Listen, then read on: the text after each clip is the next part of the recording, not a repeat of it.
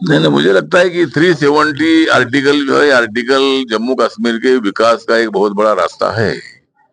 और ये रास्ता रोकने का काम नेशनल कॉन्फ्रेंस हो, पीडीपी हो, कांग्रेस पार्टी हो, इन लोगों ने यहाँ के जनता पर इतने सालों से अन्याय किया है।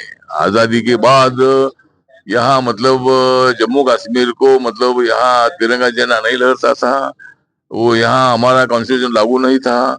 जब 370 आर्टिकल हटने के बाद यहाँ के शेड्यूल कास्ट के लोगों को रिजर्वेशन मिला, ओबीसी के लोगों को रिजर्वेशन मिला, यहाँ के बेरोजगारों को रोजगार देने का मौका प्राप्त हो गया, यहाँ का टूरिज्म एकदम अच्छा बढ़ गया, यहाँ का जो आतंकवाद था वो 90% ज्यादा खत्म हो चुका। और अभी लोगों को डर नहीं लगता है। जिस तरह अभी आंकड़े 18 तारीख को 59% वोटिंग हुआ, अभी 25 तारीख को कल 58% वोटिंग हुआ, और 1 तारीख को भी मैक्सिमम वोटिंग हुआ, ऐसा हमें पूरा अपेक्षा है। लेकिन लोकसभा में आपने देखा है कि 60% वोटिंग यहाँ हुआ था, बाकी के राज्यों में भी 60% से कम वोटिंग हुआ था। लेकिन यहाँ 60% वोटिंग होना ये लोकतंत्र का बहुत बड़ा विजय है। तो इसी तरह यहाँ लोगों के मन में इतना डर अभी नहीं है। इसीलिए मेरी पार्टी जो छोटी पार्टी है, मेरी पार्टी बीजेपी के साथ एनडीए में है। मैं लगातार 8 साल से माननीय मोदी सरकार में सामाजिक न्याय डिपार्टमेंट का राज्य मंत्री हूँ। लेकिन मेरी पार्टी रजिस्टर पार्टी होने के कारण मुझे कुछ सीटों पर चुनाव लड़ना था। इसीलिए 4 सीटों पर चुनाव लड़ने का निर्णय मैंने लिया, और बाकी के 36 सीटों पर मेरी पार्टी ने मतलब बीजेपी का समर्थन किया है। और जरूर बीजेपी यहाँ सत्ता पर आएगी।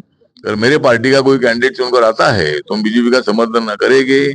और यहाँ की जनता जरूर मतलब जिन लोगों ने विकास रोका था, जिन लोगों ने टूरिज्म को मतलब खत्म करने का काम किया था, आतंकवाद को बढ़ावा देने का काम किया था, ऐसे पार्टियों को मतलब सत्ता में लाने का बिल्कुल जनता प्रयत्न नहीं करेगी। यहाँ भारतीय जनता पार्टी को माननीय मोदी जी के नेतृत्व में वो जरूर मतलब यहाँ 40 सीटों में से जो सरकार बनाने के लिए जो सीटें हैं, वो सीटें बीजेपी को मिलेगी। और यहाँ बीजेपी की सरकार आती है तो मेरा अगर कोई कैंडिडेट चुनकर आता है तो जरूर मैं बीजेपी का समर्थन करूंगा। हाँ, संजय राउत के बारे में मतलब कोर्ट में जो कोई केस थी तो उसके बारे में शायद कोर्ट ने उनको तो सजा देने का कुछ निर्णय कोर्ट ने लिया है। तो कोर्ट का फैसला जो है सबको करना ही चाहिए। तो इसीलिए संजय राउत जी हमेशा उल्टी सीधी बात करते रहते हैं। वो हमारे अच्छे मित्र हैं, और सामना के एडिटर भी है, और शिवसेना जो माननीय उद्धव ठाकरे जी की है उनके जो सीनियर नेता भी है। लेकिन बहुत सारे आरोप लगाना, उल्टी सीधी बात करना, उसमें बहुत ही ज्यादा एक्टिव रहते हैं। तो अभी शायद कोर्ट ने उनको जो सजा सुनाई है तो अभी वो दूसरे कोर्ट में ऊपर के जाएंगे जो भी है। लेकिन कोर्ट ने उनको सजा सुनाई है, ये बात सही है। आठवले जी, संजय रावत ने कहा कि बड़ी कॉन्स्पिरेंसी का दावा किया उसने बदलापुर हेलीकॉप्टर से। हाँ, तो बदलापुर का जो इंसिडेंट है ये बहुत ही बुरा इंसिडेंट पहले हुआ था।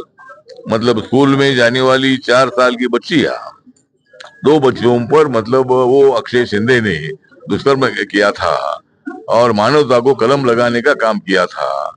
पूरे देश भर में मतलब उसकी निंदा हो चुकी थी, और पूरे देश भर से अनेक पार्टियों के लोगों ने इनको फांसी की सजा मिलने की मांग भी की थी। तो अभी कल का जो 2 दिन पहले का जो इंसिडेंट है, तो मतलब अक्षय शिंदे को पुलिस वाले वहां से ले जा रहे थे, और मतलब उनका इनकाउंटर हुआ है, बात सही है। तो इनकाउंटर में पुलिस का कहना यह है कि भाई अक्षय शिंदे जी ने उनका पिस्तौल छीन कर उनके तरफ पिस्तौल रोक लिया था, और उनके ऊपर गोली चलाने का उनका प्रयत्न था, इसीलिए हमने उसका इनकाउंटर किया, ऐसा पुलिस का कहना है। तो इसके पहले मतलब सरकार ने अनाउंस किया था, माननीय देवेंद्र फडणवीस ने अनाउंस किया था कि भाई इसकी पूरी जांच होगी। और अभी मुंबई हाईकोर्ट ने भी मतलब आदेश दे दिया है कि भाई इसकी पूरी जांच होनी चाहिए। सरकार ने तो पहले सीआईडी इंक्वायरी अनाउंस की थी, लेकिन अभी पूरी जांच करने के आदेश मुंबई हाईकोर्ट ने दिए हैं। उसके मुताबिक इसकी पूरी इंक्वायरी होगी। सही इनकाउंटर मतलब जो इनकाउंटर हुआ है, इसमें अगर जो भी कोई दोषी होंगे उनको ऊपर कठोर कार्रवाई होगी। लेकिन मतलब इसकी पूरी जांच करने के आदेश दिए गए हैं, उसकी पूरी जांच होगी।